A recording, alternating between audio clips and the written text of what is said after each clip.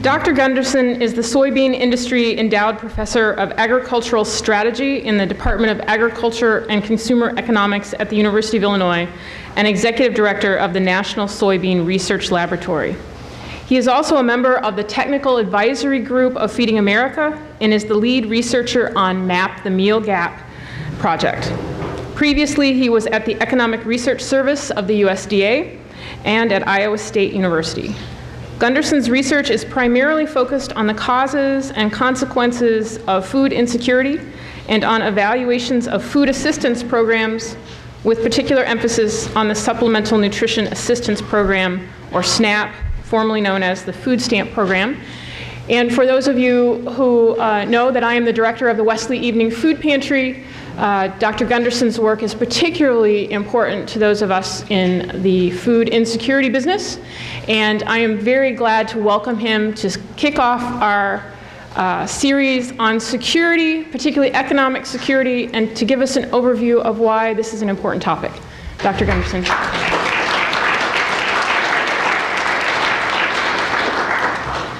Okay. Thank you for that introduction, Donna. I appreciate that.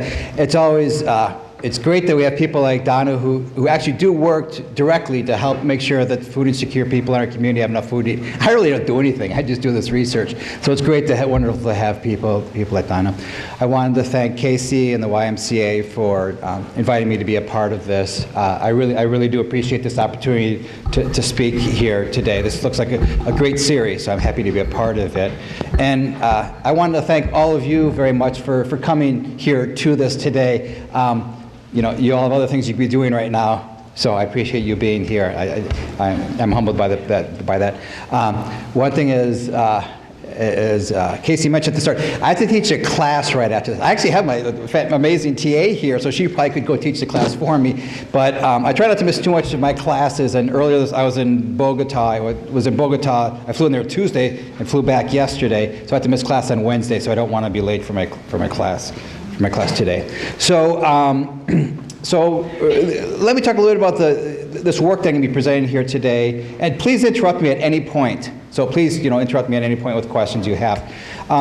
This work that is based upon a question was, foundations in the United States are really interested in food insecurity. It's becoming a more important issue. For example, Walmart Foundation, Bill and Melinda Gates Foundation, Conagra Foods Foundation have become really interested in this issue of food insecurity. And there's a lot of people saying out here, oh, we should do X, we should do Y, we should do Z to address the problem. And the Conagra Foods Foundation approached me and said, well, what does the research show? What's the best things to be doing? We have a limited amount of money to address food insecurity. What should we be doing? What works? And so I said, okay, I'll do, this is a part of a research, a literature review, we'll say what can we do? And so this presentation comes out of that work. So just to give you a context for this. My presentation today, I'm going to begin with an overview of food insecurity in the United States, and then using results from MAP the Meal Gap, is then begin to say what works, what things look like in the Illinois. And then I'm going to talk about the 5 main things that we can do to address food insecurity in the United States. I'm going to tell you them ahead of time, and I'm going to tell you them throughout this. Encourage participation in SNAP. Encourage participation in the National School Lunch Program, the School Breakfast Program. Recognize and encourage the excellent work being done by Feeding America and its umbrella of food banks in the United States, and down to the groups that Donna heads up at the food pantry level. This is really important. The 4th thing is to keep food prices low. We have to fight against any activities that might raise food prices. And finally, encourage encourage ways to make sure that financial management skills can be improved. Those are the 5 things that I want to talk about today. So this here gives you a map of what's happened in food security since 2000. Food insecurity actually began to be measured in 1996, but it's under its current form. It's only been done since 2000 under a consistent format. 3 key things I want to point out about this. So this has the percentage of food insecurity, percentage of very low food security. I'm going to concentrate on the top graph up there. And the first thing to note about this is the 2000s were pretty good economic times in the United States. Even during good economic times in the United States, about 30 million Americans are food insecure.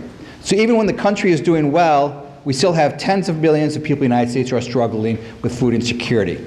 So when the economy improves, we're still going to have millions of food insecure people. This topic that I'm talking about today will always be relevant. Well, hopefully it won't always be relevant. I'd love to come back 20 years from now and I'd be having these discussions. I'd like to be out of a job. Well, by that time maybe I'll be retired. But I'd like to be out of a job about talking about food insecurity because we're doing such a great job at it. But that's the first thing I want to emphasize. Food insecurity is always a problem, even during good economic times. The second thing I want to emphasize is the huge increase from 2007 to 2008. Okay? That was, a 30% increase in the number of Americans who are food insecure. That's a big number. And it's a larger increase than things we saw, for example, in the poverty rate and stuff. It's also a leading indicator. Food insecurity rates rose before poverty rates did. It's an indication that oftentimes people, before other measures of deprivation come into play, food insecurity does first. The third thing I want to emphasize is the Great Recession ended in 2009. So technically, we're no longer in a recession. But food insecurity rates have remained high. They have not gone down back to the levels that we saw in 2007. So far as I'm concerned, the after effects of the Great Recession will be continuing to be felt until we get those food insecurity numbers down to what they were in 2007, roughly 11% of Americans being food insecure. So those are the 3 points I want to emphasize about this. Some of you may be wondering, well, how exactly do we measure food insecurity? And let me briefly go over that. There's something called the Core Food Security Module, which is on various surveys, including the current population survey that's done by the U.S. Department by the Census Bureau. And these are examples of questions. The least severe question is, I worried whether our food would run out before we got money to buy more. The most severe question is, did a child in the household ever not eat for a full day because you couldn't afford enough food? Now, fortunately, while, hundreds of millions of children across the world, unfortunately, are in households that have to respond affirmatively to that last question, in the United States, this is very rare. So it's really a credit to some of the things I'm going to be talking about momentarily, that we don't have many children in the United States going for a full day without food. But these other things are, needless to say, not uncommon. So for example, Donna and I were talking about the challenges facing students at Parkland with having enough food to eat. So they would respond affirmatively to the second question. Did you or the other adults in your household ever cut the size of their meals or skip meals because there wasn't enough money for food? So these are the questions that are, Okay, I was just wondering if that raise in food insecurity might reflect an earlier cut in food stamps, and I just decided to research it, and there's so much noise going about the current food stamps, I can't get to any previous history, so I thought if you might know off the top of your head if that is reflected in there. I don't remember 2008 being a cutting year, but then it's gotten so common. Right. In 2008, they actually raised the food stamp benefit. So if anything, it helped ameliorate some of the impact of the Great Recession. So those results probably would have been higher if it hadn't been doing that. So that's right. That's right. To come back to your question, whenever food assistance programs benefits are cut, that will cause food insecurity to raise. But in that case, it was for other reasons. So these are examples of questions that are posed. Now the categories are, somebody is food insecure, that's what I'm going to be mainly using that term, if somebody has 3 or more affirmative responses to these questions. Note that if you respond affirmatively to one of these questions, you're considered food secure. So a household that's worried whether their food runs out, and that's the only concern they have, they're considered to be food secure. This is a high hurdle to get over. I'm not exaggerating. There's about 50 million Americans are food insecure under the usual definition. If we expanded it out, such that if somebody was responding affirmatively to one question, we would have about 10 million more food insecure households in the United States. If somebody says, oh, that sounds too high, 50 million, my response is, well, actually, it's a relatively conservative estimate. So just wanted to mention that. So this is how we come about food insecurity questions. Now I'm going to talk about Illinois. So this is what Donna mentioned. We have something called Map the Meal Gap. And if you type in Map the Meal Gap on a Google search or something, you'll get information on this. And, I can't say enough good things about Feeding America. Just an incredible organization to work with. And they put this together with funding from Howard Buffett Foundation and from ConAgra Foods Foundation. This gives us the child food insecurity rate in Illinois, which is over 1 in 5 children in Illinois are food insecure. So this is slightly higher than the national average, but roughly about the same as the national average. Up in the upper right corner, you can't read that, but it breaks it down into who has incomes below 185% of the poverty line, and therefore they're eligible for school lunch program, WIC, and other programs like that. And then the number in green above it is a charitable response.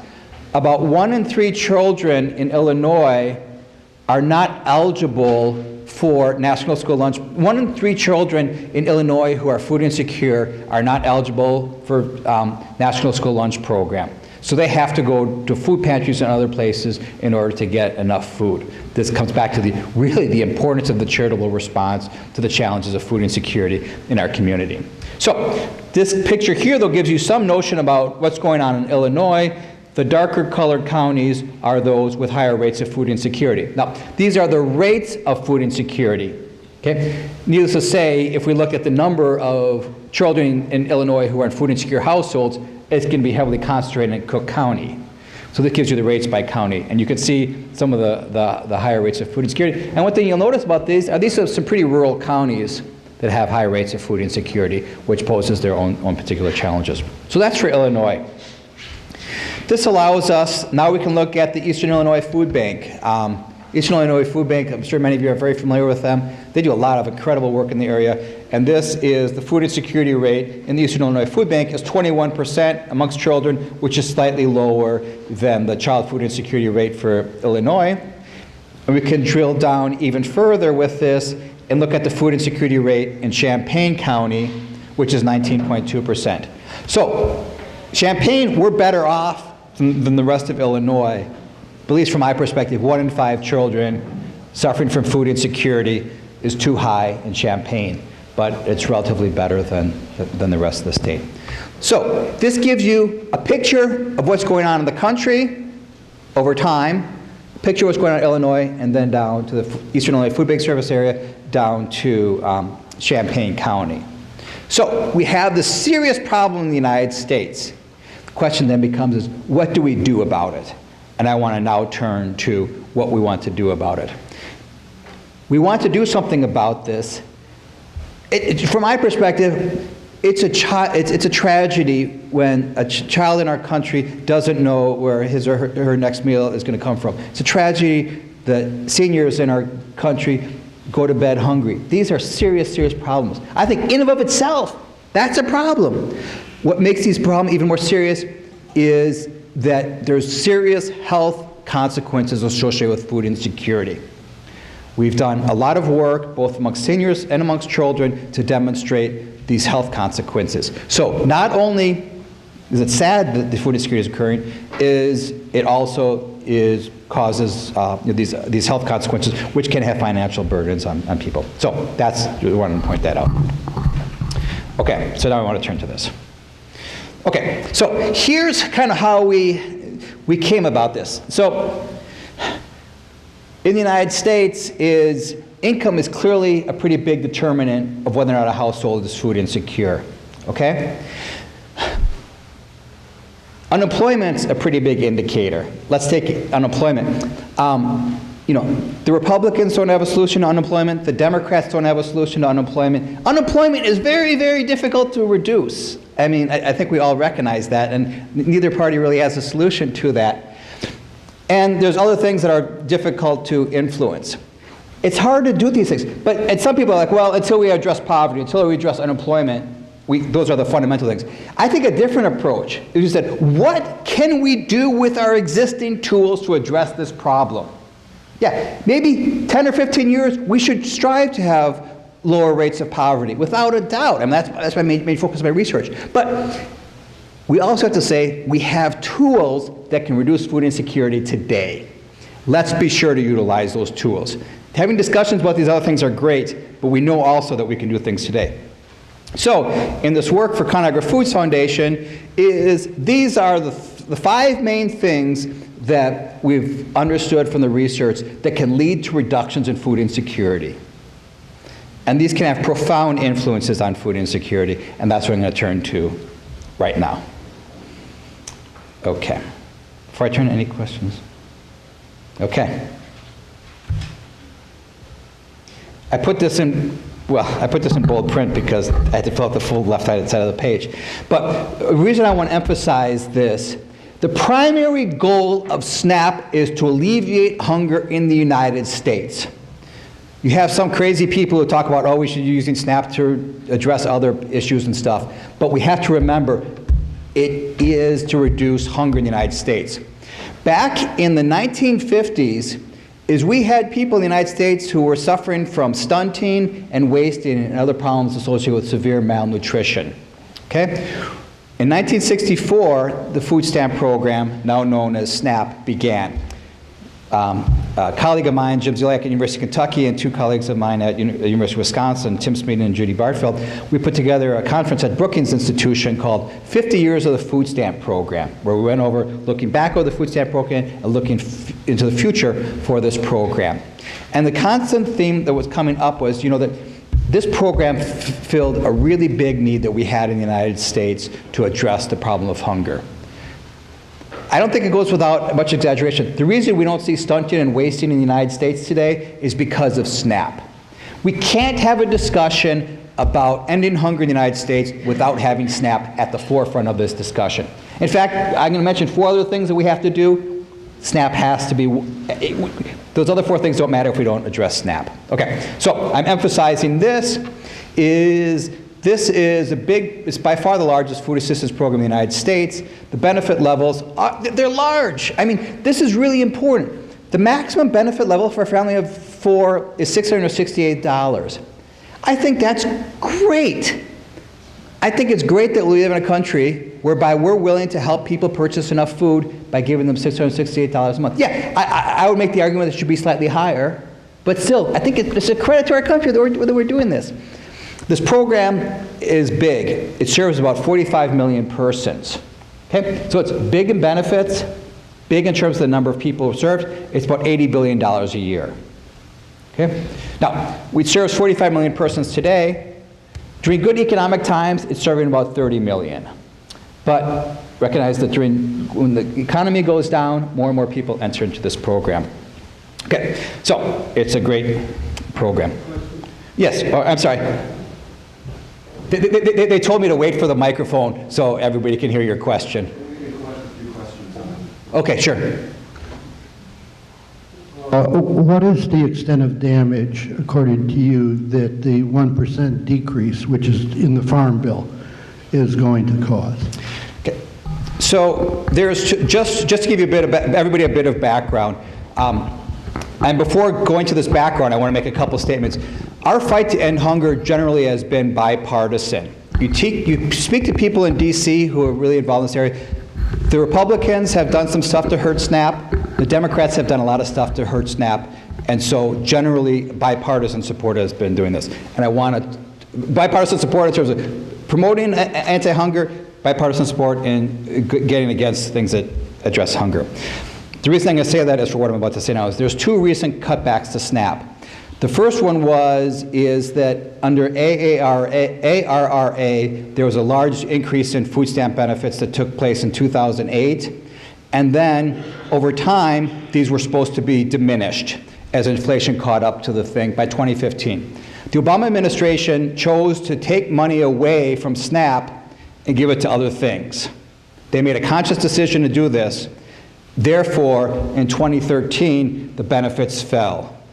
And so that was, I mean, somebody could make the argument that these other things were good too, but they took money away from SNAP. That ended in 2013. So that cutback that took place was because of the expiration of the ARRA earlier than it was supposed to. But the benefits are higher anyway than they were supposed to anyway, so that was the first cut. The second cut for the food stamp for the, under the Farm Bill, the main cut occurred because of the following. There was some gamesmanship. So this is The main cut that took place is as follows, is that the way the program was structured is people could become eligible for SNAP or they could and have a positive benefit levels if they were part of this low-income heating, energy, and assistance program.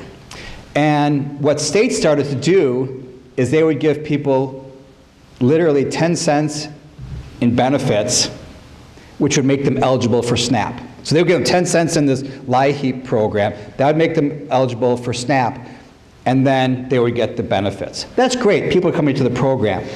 But then Congress said, well, this seems like states should be putting in more than 10 cents in order to get somebody eligible for SNAP. So under the Farm Bill is that it was changed such that now states, if somebody's going to be automatically enrolled in the SNAP, is that it has to be $20. The state has to, so the state has to give a reasonable amount to people, then they can. Congress, the projections I've seen is that because of this change, a lot of states won't give more money in LIHEAP, which means these people who would have been eligible for SNAP no longer are, and that's the main cutback. And they estimate that, I was just at a conference in Houston last week when there was a discussion about this, probably about 800,000 people, about 800,000 fewer people were receiving SNAP because of this rule change. Does that answer your question? Yeah. I'm going to talk something, I think there's going to be something more, there's a more serious challenge to SNAP that I'm going to talk about momentarily that I think is more serious than this. You emphasize the maximum benefit for a family of Right. four, but right below that, the bullet point says that the average benefit is $288. Right. And is that the mean or the median? And also, I have to say this, which is that if the food stamp program was really just about feeding people, it wouldn't be in the Farm Bill. And the trade-offs between big ag and the people that want to actually feed people is pretty obscene in my view. So, thanks. I take a different perspective. I think big ag actually has been helpful in a lot of these areas. But that's been. But you're right. There's a long history for why food assistance is in the USDA's budget rather than HHS. Most of our other welfare programs in the United States are in HHS. No, you're right, and it was for things. So. Oh, that's the average benefit level. So the way SNAP works is it's not a lump sum, is that if you get SNAP, you don't get a set amount. It's inversely related to income, right? So as your income gets closer to the eligibility cutoff, is you get less benefits, you get more benefits, so as your income is fall. Okay, so here's the eligibility criteria. You have the gross income test. Gross monthly income is less than 130% of the poverty line. In Illinois, this is for a family of four, it's approximately $30,000 is the cutoff to be eligible for SNAP. It's higher in some states. Like I was in Nevada, 2 weeks ago I was in Nevada speaking at the 3 Square Food Bank on a panel they were having on SNAP, and Nevada has a cutoff of 200%. So you have a lot of states which have substantially higher cutoffs than Illinois. So I'd like to see Illinois increase that. There's also the net income test, which is your net monthly income after various deductions. That has to be less than the poverty line. So even if a state has, they want to make some changes to the computer right now. I think we can ask them to wait. So here is the net income test. So even if you have the higher gross income test, you still have to pass the net income test. Okay, so that's the way it works. And there's also an asset test. It has to be less than $2,000. This is waived in most states, including, I believe, Illinois. I think, does Illinois, yeah, Don is nodding. In Illinois, it's waived. So, which is good. You don't want to discourage people from saving, and so asset test. So the usual idea when I gave this presentation before, not this presentation, but other things about SNAP is, people getting SNAP are both income poor and generally asset poor. In other words, they don't have enough income to feed themselves, and they don't have enough assets they can draw down for this. Okay. Why do people not participate? The first reason is stigma, okay? You know, America is a wonderful place. We've got a lot of really neat people doing a lot of really neat things. When I'm in line and the person in front of me and I happen to see that they're paying with Link cards, which is our SNAP benefit cards, I'm like, it's great to live in a country where we're helping out people who are poor here. It makes me feel really good. Other people, though, have the exact opposite reaction. Oh, why is that person using SNAP benefits. They're looking carefully at what they're purchasing. Oh, they're purchasing Gatorade. I don't think they should be allowed to do that. Or they're purchasing some meat. I don't think they should be allowed to do that. In other words, I think it's great that we have SNAP, but a lot of people feel stigma for using SNAP benefits, and that's sad. So a lot of people just don't participate because of stigma. Second reason, transaction costs. You know, it's not easy to sign up for these programs.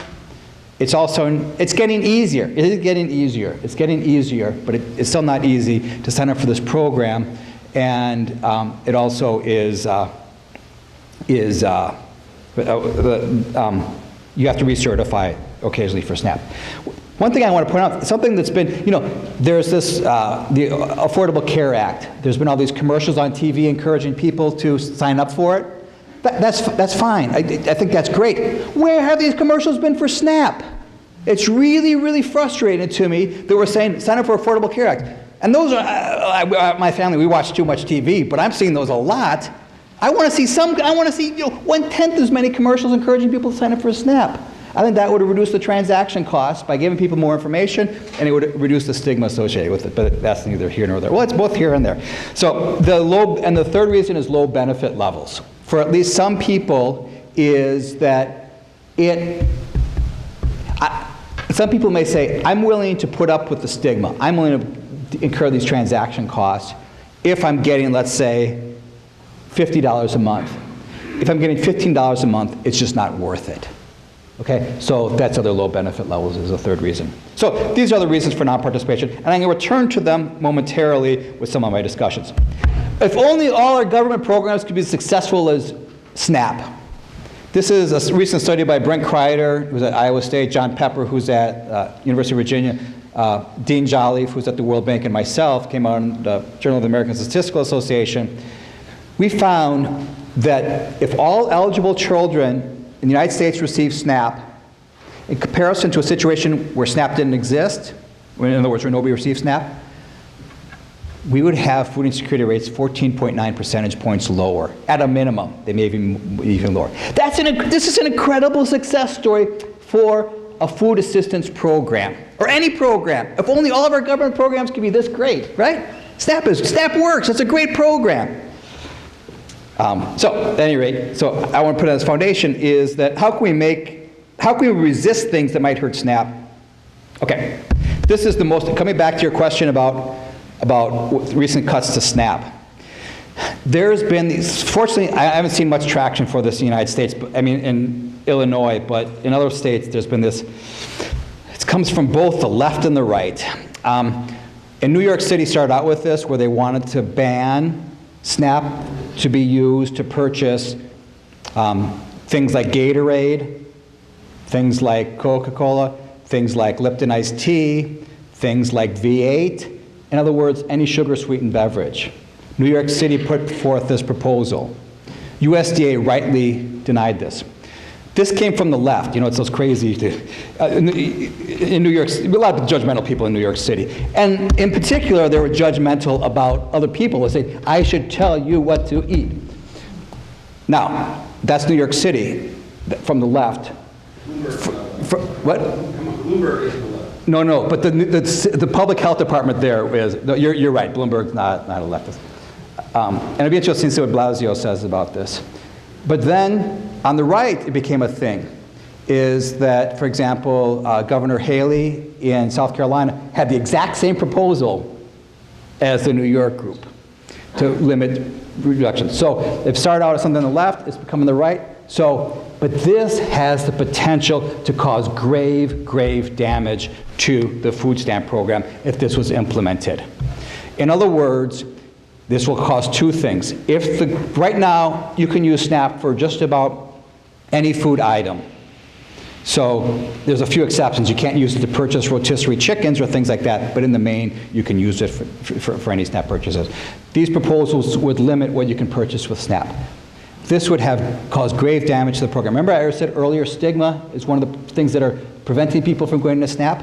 How would you like, if I'm a parent and I'm going shopping with my child, and then I'm being told by the government that I can't buy Gatorade for my child because it's not healthy enough? And that's patronizing to to parents to say, we're going to tell you what you can and can't eat. Or to say to a senior, oh, we're now going to tell you how you can eat. I mean, come on. And the reason I'm vehemently against this also is that every year I get a mortgage tax deduction. Nobody's telling me how to spend my mortgage tax deduction. Why do we think we can tell low-income Americans how they can spend their money? Or when I used to work for the Department of Agriculture, nobody told me how I could spend my paycheck. Why do we think it's okay to tell low-income Americans? I find it really patronizing and offensive. And I could talk more about this, and I've written about this, so if anybody's interested, we can talk more about this. So the first thing we do is, going back to your comment, those small cutbacks hurt, yes. Changing the fundamental structure would do even more grave damage to our country. The other things is, these are some of the things that I like to talk about, and in the interest of time, I'm not going to go over them, but these are some of the things, is to reduce stigma associated with participation is something that I'd like to see, including having commercials about how great SNAP is. That'd be something good. Okay, the next thing is research has shown that the National School Lunch Program is a key reducer of food insecurity in the United States amongst children. This is for two reasons. First of all, is you're giving children a meal, or two, National School Lunch Program and School Breakfast Program, I should have put that up there too, but I concentrate on the National School Lunch Program here. You're giving them a meal, which means the family doesn't have to pay for that meal, which allows the family to consume more food. So it has both an impact on the children and on the parents. I mean, the whole household. So National School Lunch Program is really a neat program in terms of reducing food insecurity amongst children, but also amongst households. And these programs are not small. I mean, for every child that gets supposed to get both a school breakfast and a school lunch for free a week, that amounts to about $30 worth of food. So it's a non-trivial amount of money that these children are getting that helps out the families and themselves. So what is, two things I would say is,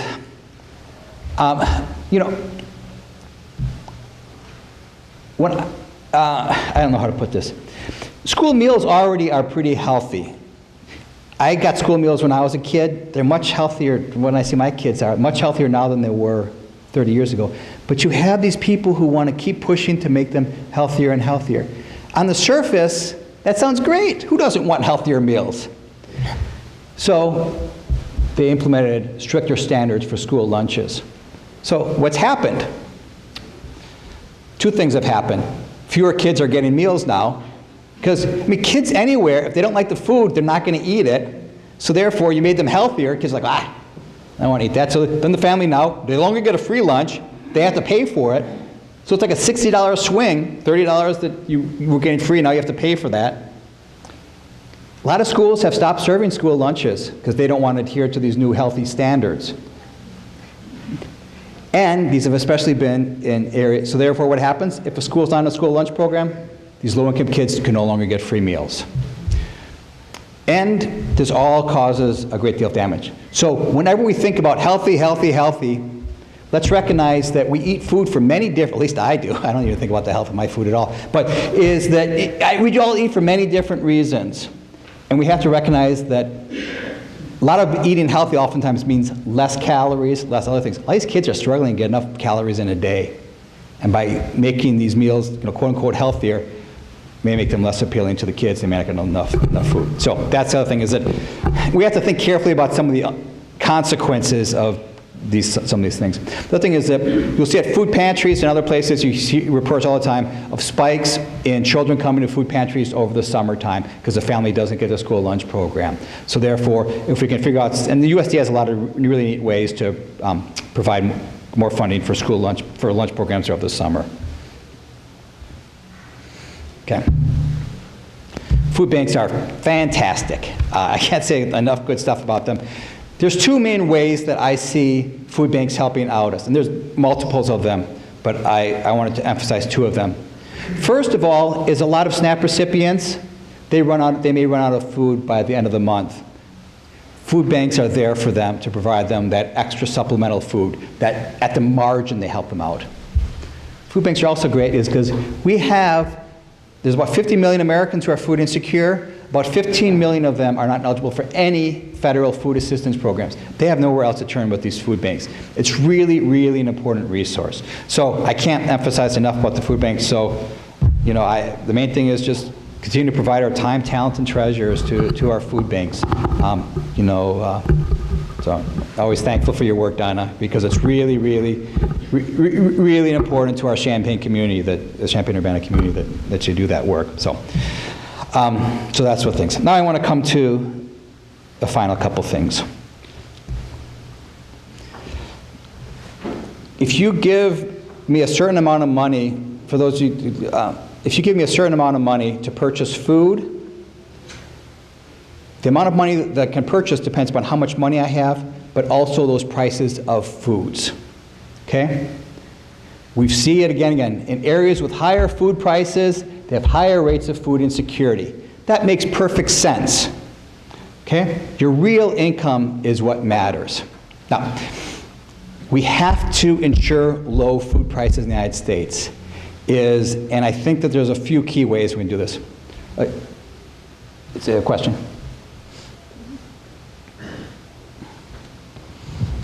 Sorry, I didn't actually see the hand. Food versus fuel. Corn and soybeans are used for biodiesel, corn for corn ethanol. A couple of years ago, corn prices went up quite a bit, and the prices was blamed on, a lot of it was blamed on the food versus fuel. What's your perspective on that? So there has been some studies that have looked at this, that with soybeans, it didn't affect the price. The biodiesel market is pretty small for soybeans, so it really did not have much of an influence on that. The main reason soybean prices rose is that China's demand for soybeans has skyrocketed. That's the main reason that was driving up higher food prices there. I'm less familiar with corn. Some of the analysis I've seen, at least in the US food markets, is that corn is such a small proportion of overall food, that hasn't made much of an influence. But other countries, like, you know, where corn constitutes, it could have had an impact. In the United States, probably not much of an impact, but globally, it has the potential to have that impact. Yeah. So in a lot of the United States subsidizes a lot of its food economy, and therefore our prices are a lot lower than other countries such as Europe. And I'm wondering if you were going to address this point. Should the United States continue that practice, or is there other means that we can keep prices down? So, yeah, the U.S. has a mix of different policies, some which increase food prices, like our sugar tariffs. That increases food prices. We also subsidize, to some extent, corn and soybeans through different programs. Well, there's been a lot of work done in the economics literature about how much those influence prices, and they don't seem to influence prices that much. So I think that on margin they may have a small impact on it, but overall they don't have a huge impact on prices in the United States. And again, some are mixed, like some are increased prices, some decreased prices. So,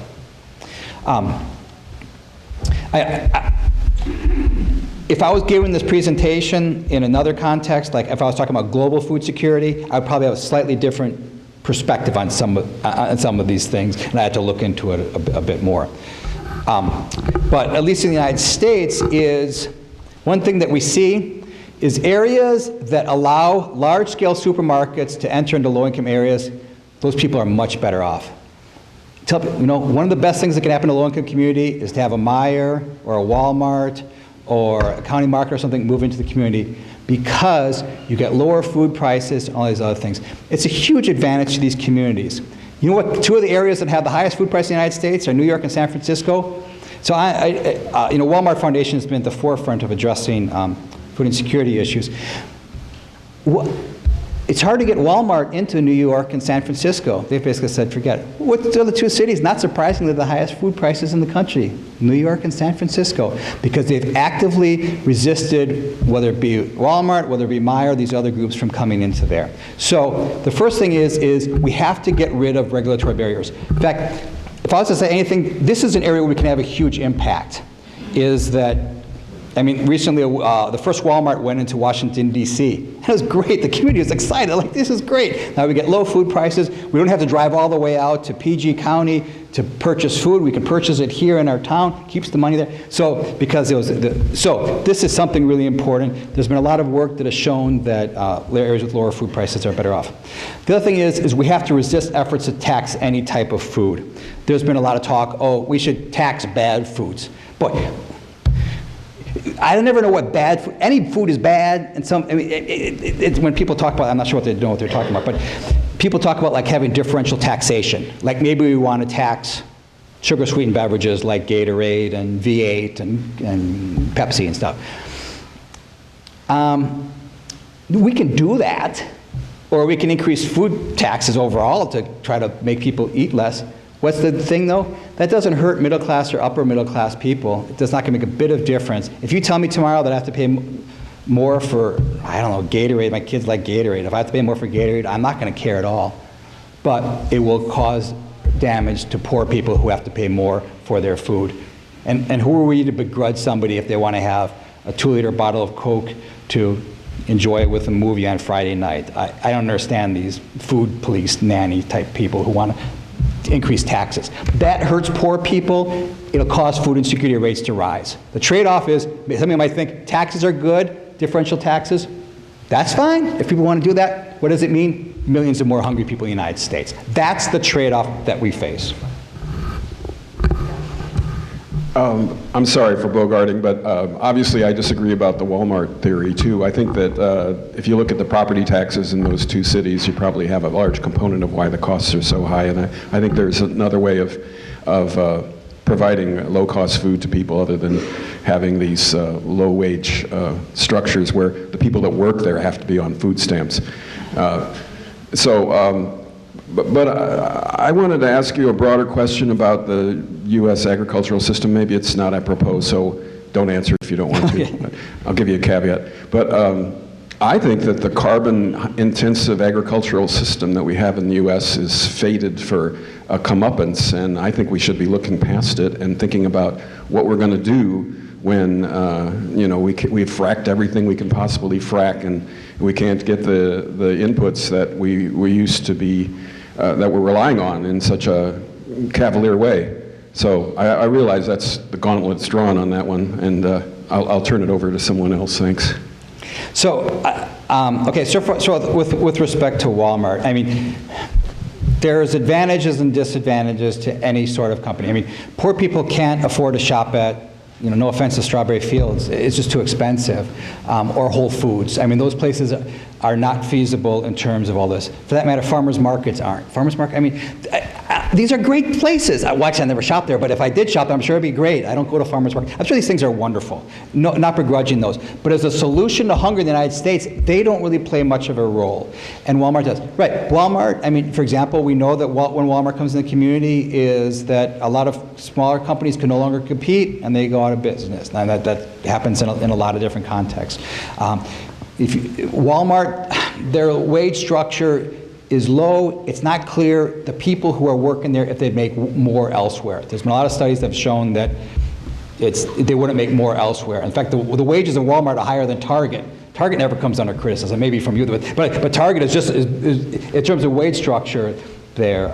So I don't mean to say that every time Walmart comes in a community, it's an unfettered good. There's winners and losers in everything. One of the winners, though, is we have lower food prices. That's the only reason I say that.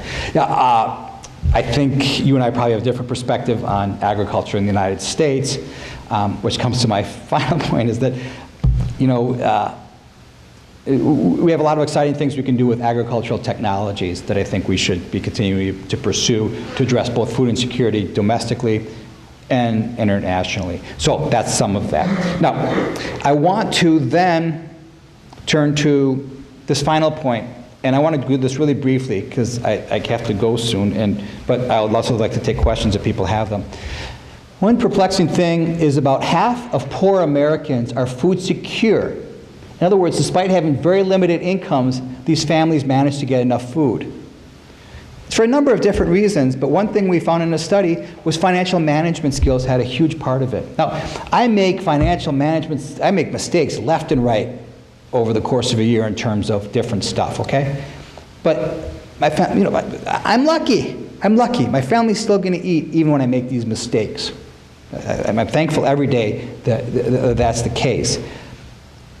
If a poor person makes even small financial mistakes, that can mean whether or not they get 21 meals a week or 19 meals a week. Okay? So I think that helping those with financial management skills who or want to get this information would be good. I think that this is something that we can help facilitate through our food pantries, through other things. In fact, ConAgra Foods Foundation in Omaha, Nebraska, they're putting together a program to expand financial management skills to people throughout the Omaha community. That's something exciting to be able to see. So I think that through different programs we can try to encourage this, and I'd like to do that. So these are just some of the ways that we can address food insecurity. So what I always tell people is, instead of saying, oh, we can't do anything about food insecurity until we get poverty rates down, or we can't do anything about food insecurity until we get unemployment rates down. No, those would be great things, but in the meantime, there's tons of things that we can do with respect to policies and other things to help ensure that we try to reduce food insecurity rates in the United States. So, thank you all again very much for your kind attention to what I'm talking about today. I know maybe not everything you agree with me on, but I do appreciate you respectfully listening to me, and I really appreciate it. And I have about 5 minutes for questions if people have other questions. I can entertain them. I can take your questions, not entertain them. That's not my job. Well, I did come in a little late, so I apologize if you covered something like this, but I just wanted to say that it seems to me that one problem with food insecurity is people don't know how to grow food anymore. And I mean, where do you start with that? But community gardens and things like that, and teaching children in schools to grow food. And some of that is done, but I'm just thinking that maybe a bigger effort along those lines, and I think maybe this kind of tacks on to what Paul was saying a little bit earlier about you know, he thinks that our agriculture department has a comeuppance coming, and that, you know, we need to investigate. I mean, if there is another economic, you know, depression or whatever, there's going to be a lot of people that are so ignorant of how to take care of themselves, and there are things that they could do to grow food, and whereas in the Depression, more people knew how to do that. Right. So I guess I have two responses to that. Is that my first response is having people learn more about how to grow food. That's wonderful. I guess the only thing is that as an anti-hunger strategy is that to some extent, I mean, we've moved away from subsistence farming into the way the U.S. is structured now. I mean, if we were talking about this in Mozambique or something where I do work over there, is that, yeah, maybe some of these community gardens restructuring agriculture. For the U.S. at least, is what we found is that just like we don't expect people to build their own computers or their own cars, is that we have really a really efficient agricultural system. And we could say that, somebody could say, oh, that's not good. But we do have a really efficient agricultural system. So people have said that maybe the best way to do it is to have people better able to utilize the commercial agricultural system and our great system of, you know, roads and food stores and everything as a way to do that. But help people maybe cook better using the foods that they have there and more efficiently. So I guess that would be my response.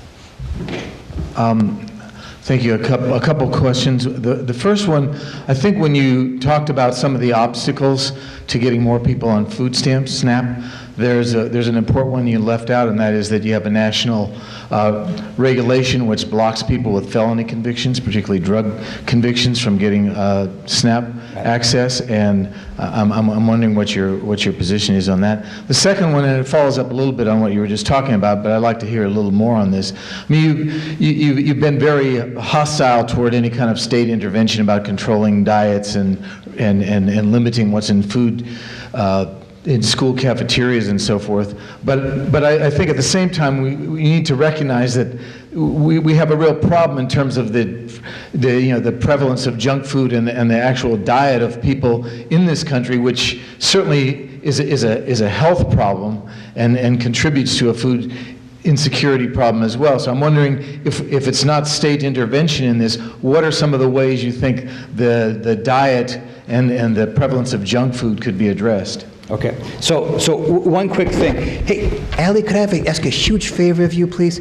Could you please just go over there and tell them, just in case I'm a few minutes late, let them know. Thank you. I'm very happy you were here today. This is Allie Hill. She's the TA for my class, and she does a remarkable job, and I'm happy she's here so I can spend a little bit more time here. So with respect to your first question, thanks. Tell them I'll be there at 5 after by the latest. With respect to your first question, no, absolutely. People with felonies is that they should be able to get SNAP. And I think in a lot of cases they can still get SNAP. So I think they should be able to. I think that they should. Now, with respect to, this could be a long, the reason I'm against state intervention through taxation and other policies is we know that sales tax tend to hurt the poor disproportionately. And therefore, I'm reluctant to impose taxes on poor people in the United States. So that's why I'm against these state interventions. With respect to some of these junk food things is, what's defined as junk food, what's not defined as junk food. It's not altogether clear. Like somebody who's a vegetarian may say meat is a junk food, or high-fat meat is a junk food, or things like that.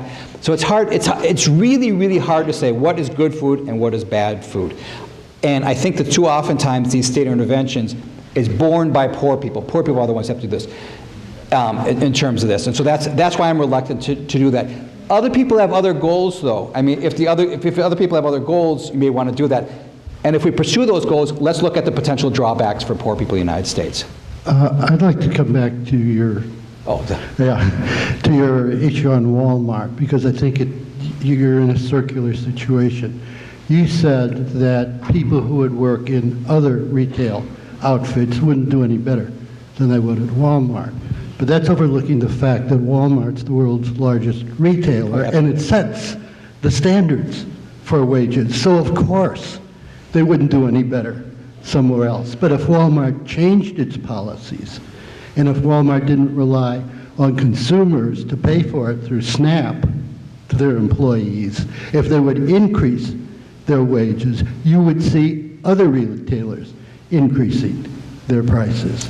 So it's a circular kind of argument. Then you add also the other disadvantage is they kill small retailers in any community. They just destroy the small retailers in any community. Right. So I guess my first response about the wages is I'm an economist, so I guess I respectfully disagree with what you're saying. But then again, as an economist, we generally are against the sort of living wages, minimum wage stuff. So I guess that would be my response to your first thing is even if Walmart raised their wages, it's not clear what would happen in that case to other food stores and stuff. No, without a doubt, small retailers can't compete with Walmart. And if people in a community, and so we have to say to a community, would you rather have a wider variety of things at lower prices, or would you rather have small retailers in your thing? A lot of people are voting for having a wider variety at lower prices.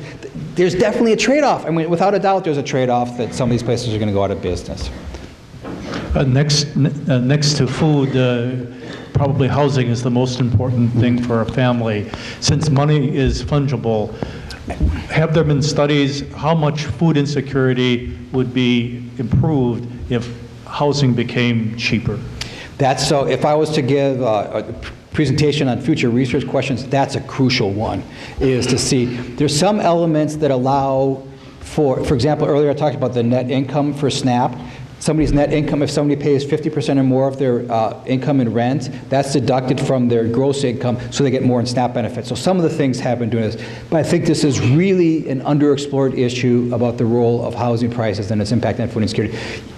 Housing prices are incredibly high in Chicago, New York, all these places, and that really, as you say, people will pay their mortgage off things before they'll feed their family, and that really causes some problems. One more question, I guess. Yeah. I was kind of curious to know your opinion on future projections in food security, because I kind of recently read an article where they said that by 2050, world food production should kind of double. And with the current increases in food yields, it's less than 1% a year.